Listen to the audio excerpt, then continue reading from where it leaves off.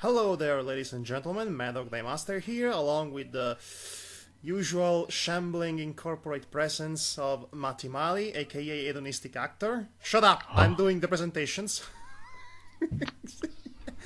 And tonight we're going to continue that improvised fanfiction version we were concocting last time we did so. And we decided to go with the title of Simba's Bogus Journey because it sounds too nonsensical not to use. Okay, so Matimali, will you do a quick recap of what exactly happened last time? Well, if I remember correctly, Simba from Lion King gets sucked into a video game, namely Legacy of Kain, which is this vampire video game saga. And he apparently turns into a Soul Reaver, and then he kills some Care Bears and goes to hell and meets Judge Frollo and the Ancient One of the main villains of Legacy of Kain saga, wants Simba to collect souls for him because to the eat. wheel of fate needs to turn. And all that, fate and whatever. You forgot an important element, an element that is going to be on the spotlight for the second chapter. He fought a bit against Samurai Jack, who just happened to be there. Ah, yes. Coinkydink? I don't think so. Second chapter begins with a flashback explaining how the hell Samurai Jack managed to get into Nosgoth.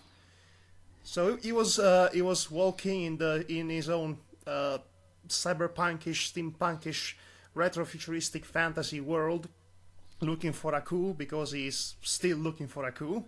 And he's walking on his own. Then he fights some robots, and then suddenly Mother Brain comes down and oh yeah, she was involved too. Mother Brain is the one who sucked Simba into Nosgoth to begin with. You came out with the concept. Remember your own narrative decisions, Mati. It has been over a week. It's been 2 weeks exactly.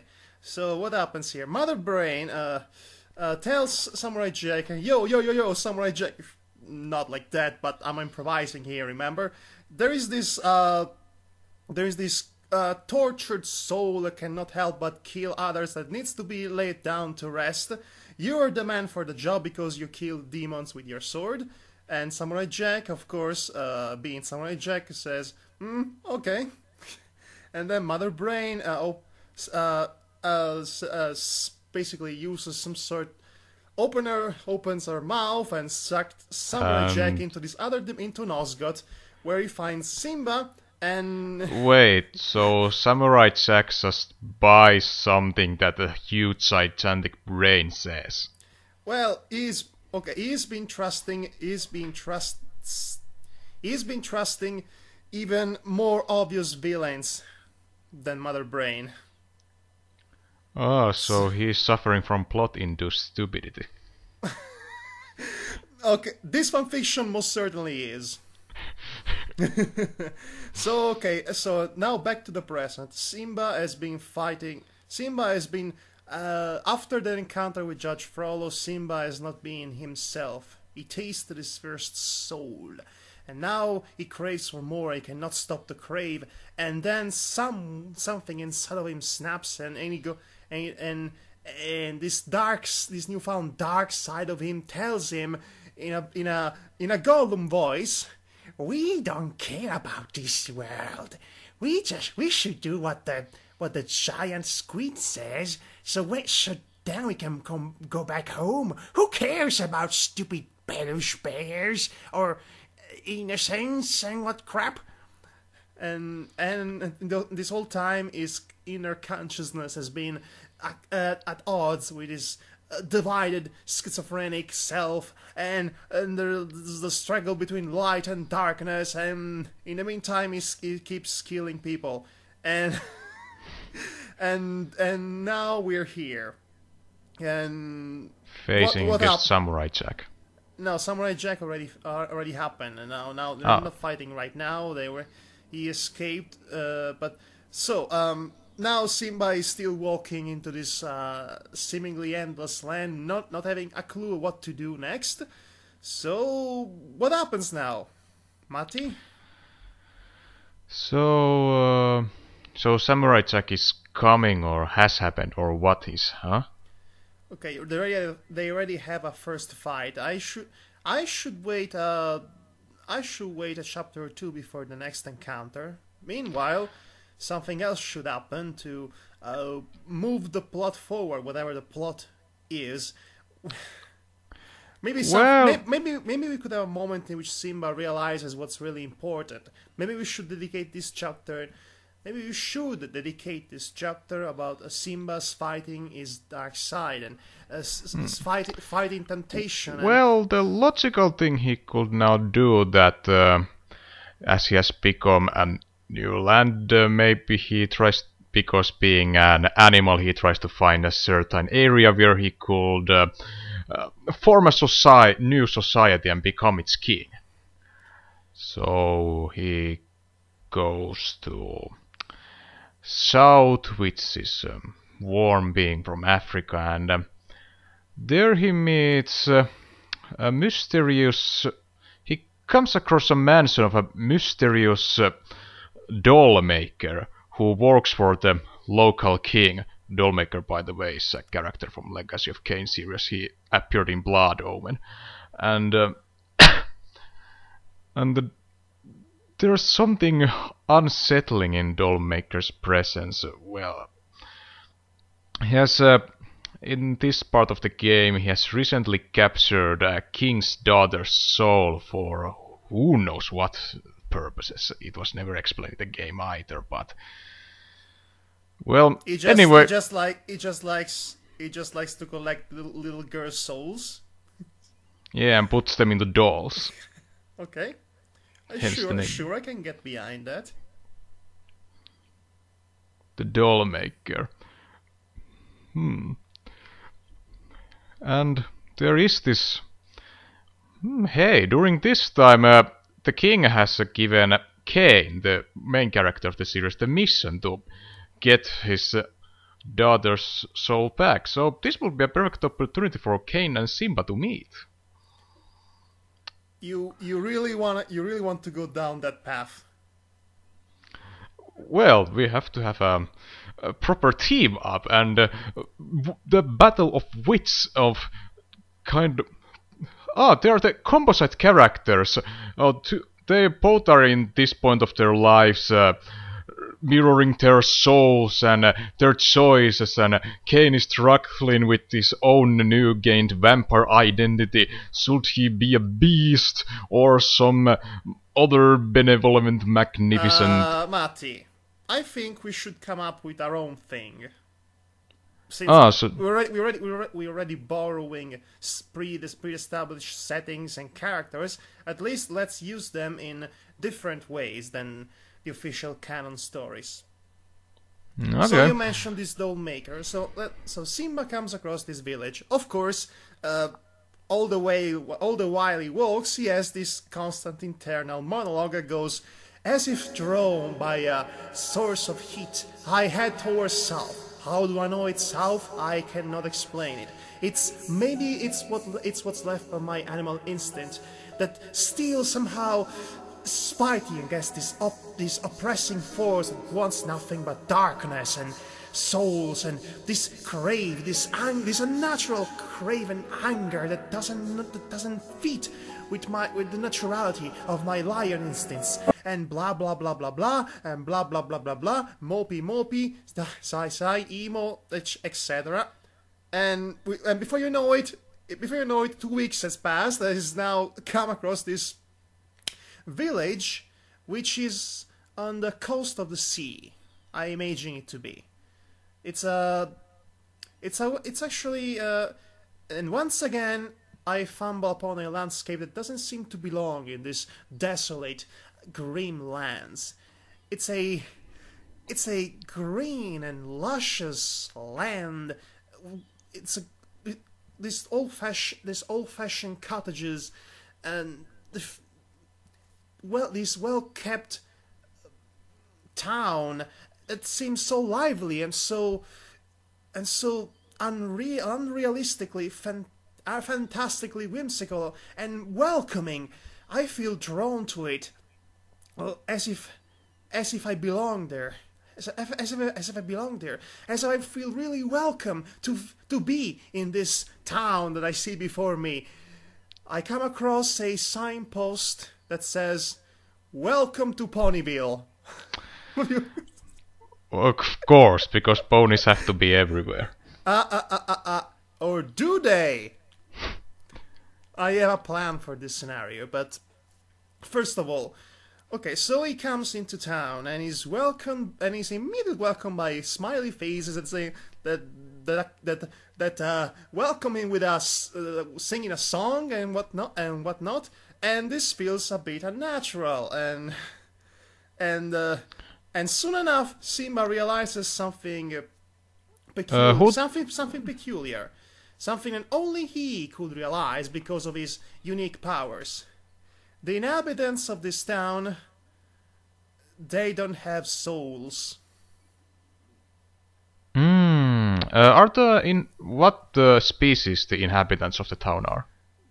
Well, they appear to me as I look upon these strange creatures. They appear to me as colorful ponies of some sort, but perhaps the looks can be deceiving. These creatures do not appear to have a soul. Maybe there's more to them than I previously imagined. Or maybe less, depending on how you put it. Although, because Simba is from Africa, he probably compares them to zebras. Or... I'm trying to bring logic to this, sorry. Okay, you mentioned zebras. Okay, he comes... Okay, I was wrong. There is but one creature that with a soul running around in this town. But just like me, this creature does not seem to belong in this colorful environment. Whereas every inhabitant is showing off some sort of different color and vivid color, bright and what have you. This creature is very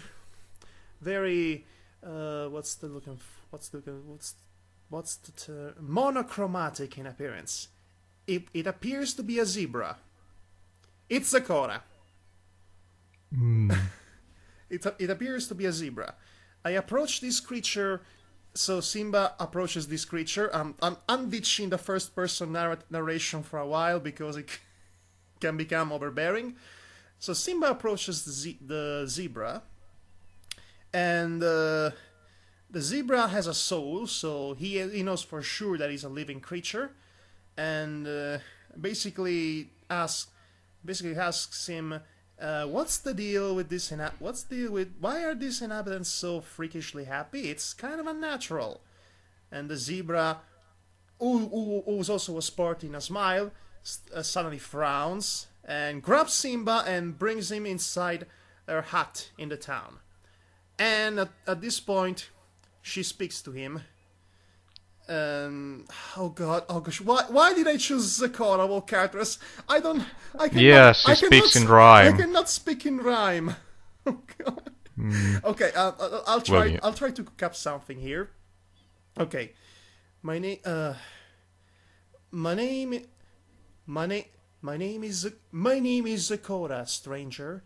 You should be out of here, 'cause you're in danger. Well, a decent attempt. Okay, this is either going to be the worst thing ever or the funniest thing ever. Okay, Simba looks puzzled and obviously confused. What's up with that? I do not come, much like you, stranger, I do not come from this land. I was taken away from my home by a creature with devious hand. Except she didn't have hands because she was a brain. She was a I could barely show any restraint. She was, and at this point Simba put two and two together and realized, oh, it's that thing that brought me to this world. So I'm not the only one who's being brought to this world against his own will. This zebra is being brought to this world against her own will from her true world, and so did the poor bears that I slaughtered 2 weeks ago. And with all probability, that samurai guy as well. What is going on here? There is a conspiracy. Okay,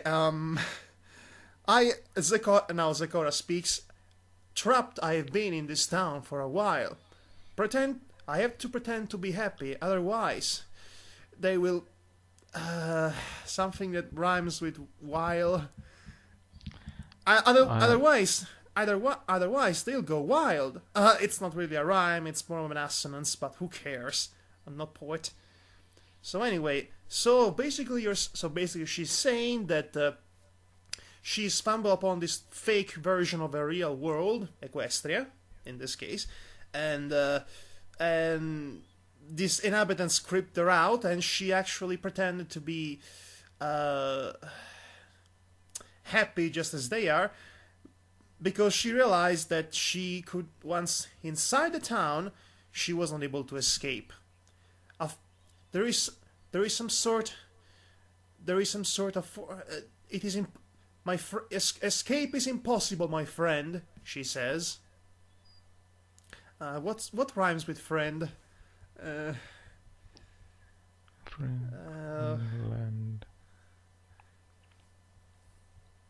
Lend?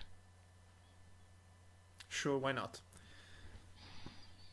I'm afraid escape is impossible, my friend. This creature, awful creature is keeping a barrier on this town, preventing us from. Maybe we should just use the artistic license card and disregard the rhyming dialogue. Also, due to a non-specific sortilege, I am not able to speak in rhyme anymore. Yeah, let's go with that. It's official. It's canon. It's been established. Okay. Okay. Simba, of course, doesn't care about being trapped in some random fake, cursed-like town. And he decides, you know what? I'll help you escape. I have powers beyond imagination. You can suck souls. That's cool. How did you understand? How did you know that? And Zecora looked at him. You are not the first Soul Reaver that came into this town. Oh, the plot thickens. Wait. So you mean to tell me someone like me already came here, and he died. He was eaten by the creature. There is no way to escape from this town. The only thing you can do is to try to adapt. These soulless shells are not so bad once you get used to all the random singing. I assume this Soul Reaver wasn't Raziel, the other man. No, it wasn't. So who was this previous Soul Reaver that came into this town? Well, and Zecora actually happened to have a picture of him because convenience. Here's the picture, and he hands the picture to Simba, and Simba is like, holy mother of! You know who's in the picture? Boomba? No, Judge Frollo. Oh, okay. Okay, now we linked to the thing. Now Simba actually regrets to have sucked that guy's soul because he could have held some important informations, but it happened, so never mind. Actually, now that he knows who Judge Frollo was in this world and how he came to die and all that, he thinks the right thing to do would be to okay, let's go with this.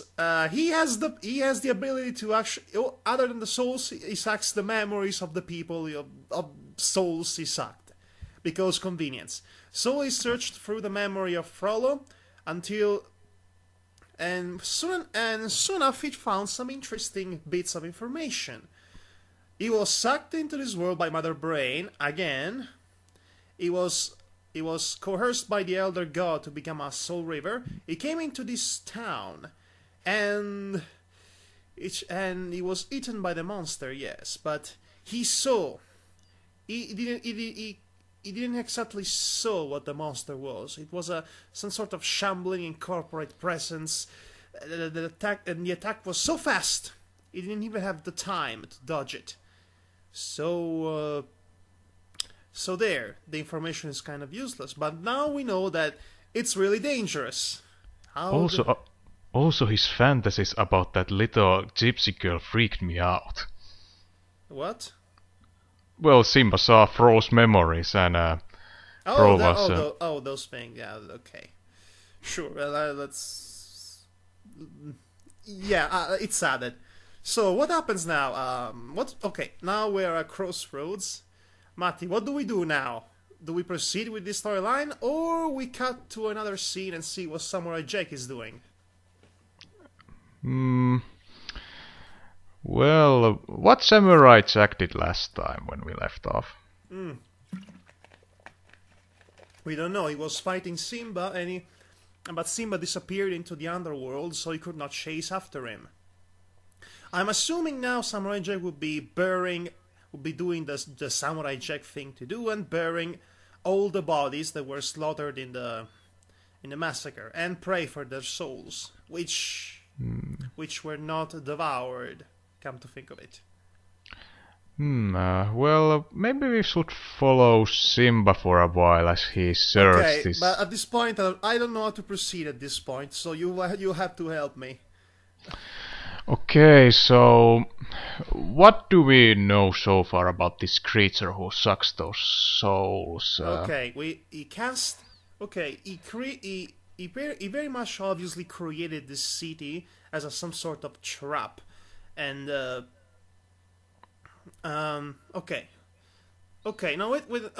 this creature, when Zecora happened to this world, I figure it out. Let's continue. I figure it out. It's kind of an obvious twist to come to think of it, but yeah, let's go on. Zecora is like, okay, if you're going to go out, I will help you, but I cannot guarantee your safety. Okay. I cannot guarantee your safety either. Are you sure you want to go away, Zecora? Zecora is like, I am sick and tired of this place. I cannot go. I'm so sick and tired of this place. I prefer facing the monster at this point. Okay, so night falls, and all the fake ponies are asleep, so it's time to sleep away in the night and try to get away. Soon enough, they come to the edge of town, and there is this barrier surrounding the town. Okay, it's I see, says Simba.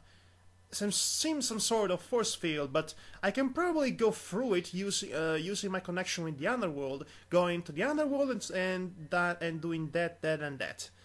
Can you really do that? Zecora says. I sure as hell can. Okay, I'm going to disappear momentarily and go and it goes into the underworld. Okay, he goes through the barrier, then he goes back to life. Oh, that was easy.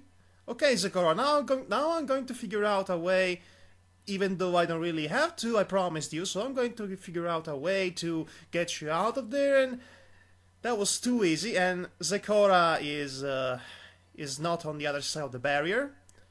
Zecora is on the same side as Simba, and Simba is like, how did you get out? Wait a minute. Zecora's eyes are changing. They are glowing. Oh. It's the only way that makes sense.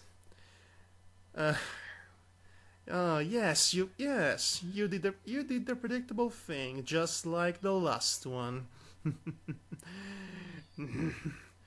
and Zecora is like lightning fast, but this time Simba saw that coming thanks to the memory and managed to dodge it.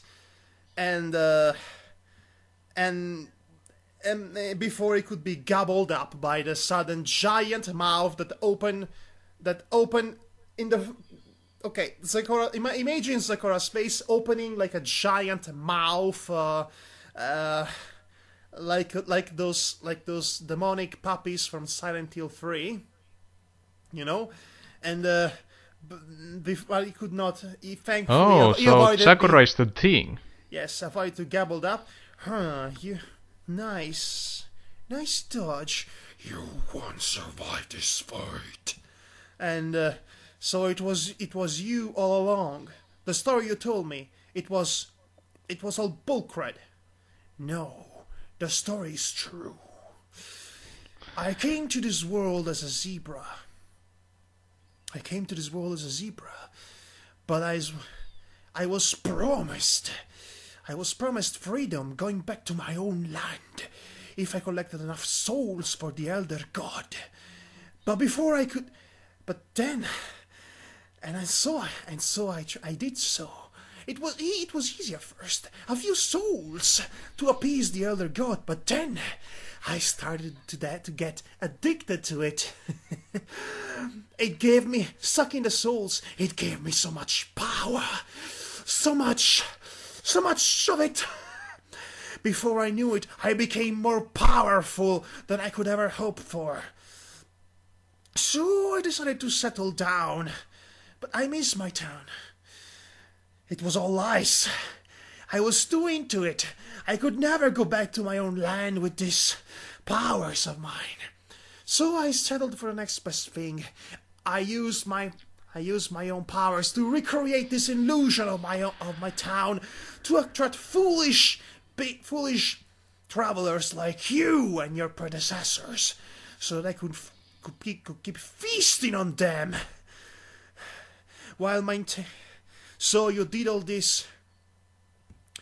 So you did all this because basically you missed your town and you realized you could never go back because you were now a monster, a shadow of your former self, and you settled for this illusion, for these lies. You're a pathetic creature. Shut up.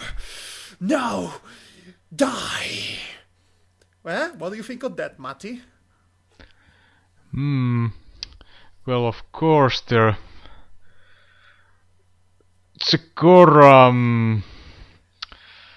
Sakura's head transforms into an gigantic, twisted tentacle of evil and lashes towards Simba, but Simba dodges and... Wait there. Look at me, Simba.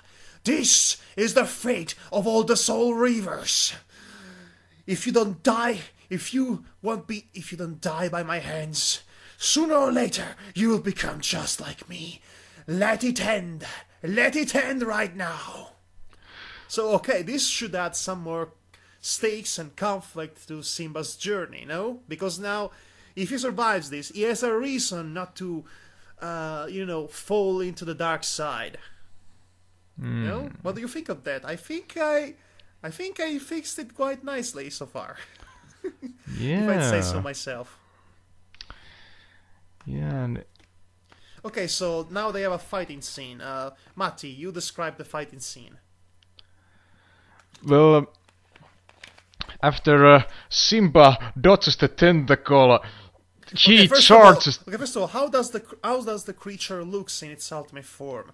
I'd say it's some sort of abomination with zebra stripes, with several hunchbacks and eyes on its shoulders, and the face looks like a giant tentacle monster, and that shoots tentacles, and the hooves became claws. Claws, sure, why not? And it has bat wings, because why not? Bat wings, so it can also fly, and I'm gonna gobble you up. And it's like, and he flies at him, but Simba dodges, and he tries to claw at him, but it doesn't work. So he tries to go into the underworld. Oh no, you won't! I am like you. I can follow you everywhere. So now they're fighting the underworld, and with several souls running around scared, and they start at some point during the middle of the fight they start feeding off souls to become more powerful, and even though it's detrimental to their sanity, and then they fight and claws but soon enough the creature is far stronger than Simba. "This is my power, have a taste of it." And at this point Simba does the only thing he could do in his current condition. It tries to use the Soul River to feast upon No, it this. doesn't. It doesn't have the sword called Soul River. Yeah, but the Egwell event of... No, actually, no. I thought actually what he does is he closes his eyes and accepts his fate, and then Samurai Jack comes along with his demon-killing sword and slices the beast a few times, and Deus Ex Machina! No, not really, because one, Samurai Jack has a sword that can kill anything. Two, Samurai Jack was actually chasing after Simba, and he's good at chasing his opponents. So let's just say he arrived at the nick of time. And important. It should be meant. This is important because otherwise it's a plot hole. They return to the world of the living during the fight, so they're not in the underworld anymore, so Samurai Jack can actually find them. So Samurai Jack slices up the beast a bit. "Ah! What is this? That sword! It can actually hurt me! Die, you foul creature! I shall set your soul at peace." Swass, swass, swass, swass! Wacha! Dum da da, got da da, Samurai Jack! Wacha! Slices this, slices that, zack, zack, zack, zack, and the creature is cut in a half, and 2 halves, and 4 halves, and an explosion, and blood, and this, and Where did the explosion come from? because why not? There has to be an explosion, no? Why not? Yeah, And then yeah. all that remains of all the flesh and the rotten organs is the original soul of Zecora, looking at Samurai Jack with teary eyes of gratitude. "Thank you, proud warrior. You freed my soul." And something that rhymes with soul, and then she goes away. Also, the fact that she cannot rhyme explains why she wasn't Zecora anymore.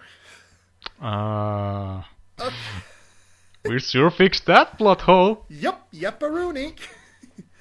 Okay, now Samurai Jack at this point puts his sword back into the sleeve of the sword, looks at Simba with eyes of extreme sympathy, and Simba is like, "Do not pity me." And are you not going to finish your job, Samurai? Samurai Jack is like, "No. There is still hope for you, now that you see what awaits your path. I will..." So what are you going to do now? I am going to find that creature that brought me into this dimension, and she has a lot to explain to me. Does this creature looks like blah blah blah blah blah? Yes, it looks exactly like blah blah blah blah blah. Wait, how Simba knows what a samurai is? Because some of the souls is sucked up were warriors and ancient warriors of any kind, including samurai. There, plot hole fixed. Or maybe because Samurai Jack has introduced himself as Samurai Jack, he thinks that Samurai is his first name. Not really. He did not even give his name. He just immediately started to fight. So your name. So what is your name, Samurai? My name. I go. They call me Jack. So we should travel together for a while and find this creature together. So team up. So awesome team up. Yes, awesome team up. Bro fist. Yeah, awesome. Yeah. Metaphorical bro fist. But they become allies.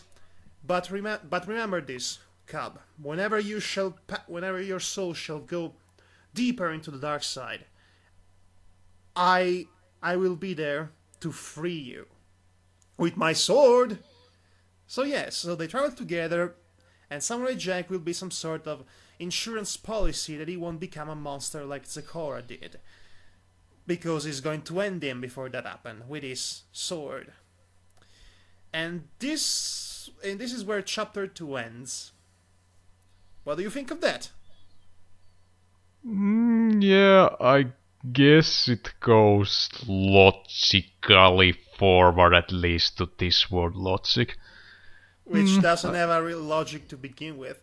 Okay, so Yeah. I basically did everything for this chapter. Next chapter, Matti, you will have a dominant role, or, Yeah. or at least I'll try not to Yeah, steal the spotlight because I tend to do that. Yeah, yeah. I just haven't accustomed to making stories in this kind of let's add random stuff method. I think this is going well. So, okay, so it was nonsensical. Now it's all dark and it was all dark and ominous. We have to write a lighter chapter. Next time we should focus on. Comical sidekick. Yes, we should focus on the side characters. Okay, but for now, this is where the improv ends. Thank you for listening and join us next time where we continue this ridiculous adventure that doesn't know where it's going to go. I hope you enjoyed the twist, by the way. Zecora was the monster all along. It was the only twist that made any logical sense. But anyway, this has been Mad Dog Thy Master. And this has been Hedonistic Actor. See you soon. Yeah.